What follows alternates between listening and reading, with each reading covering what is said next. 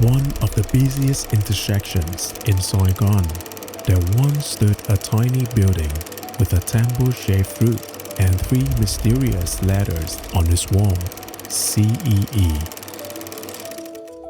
Almost nobody noticed it, and yet, without it, the city you know today might never have existed. Beneath those three letters, if you look closely, there is something else. The year this building was built, carved small into the wall. A quiet reminder that what stands before you is not just utility box, but a surviving piece of another Saigon. A city that was once carefully planned, system by system.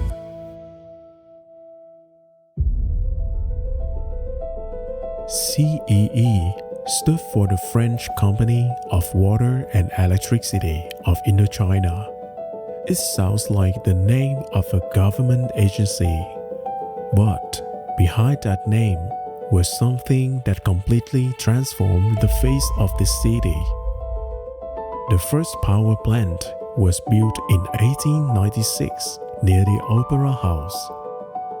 From there, stations like Cầu Kho and Chợ Quán gradually lit up streets, shops, trams, and ports, turning Saigon into one of the earliest electrified cities in the region.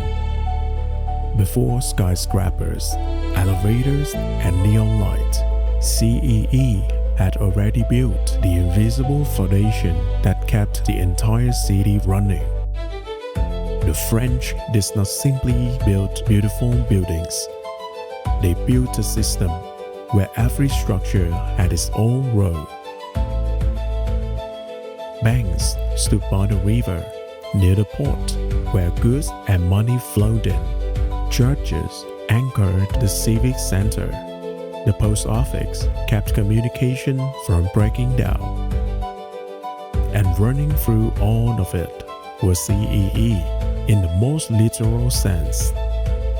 Electricity, water, transport, finance, and governments were not separate pieces, but designed to operate as a unified whole. Old Saigon was not simply growing, it was being designed. But the Lăng Cha Cả station was different.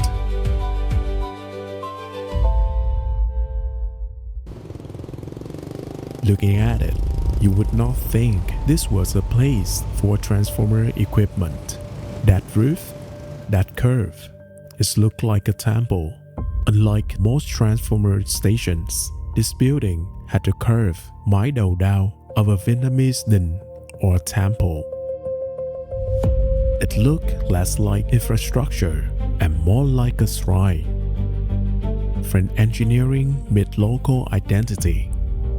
The French understood that building truly belongs to a place only when it reflects the cultural identity of that place. Even electricity was no exception. It survived for decades. Through war, through political change, through the endless growth of the modern Saigon. Then in 2023, it was demolished quietly, and most people only asked what CEE meant after it was already gone. Today, Ho Chi Minh City speaks once again about the future, smart cities, financial centers, new skylines. The ambition feels familiar, and the city is once again trying to imagine what it should become. But the lesson of CEE is simple. A city is not built by tower alone. It is built by systems and by the small hidden things that most people walk past every day without ever noticing until they are gone.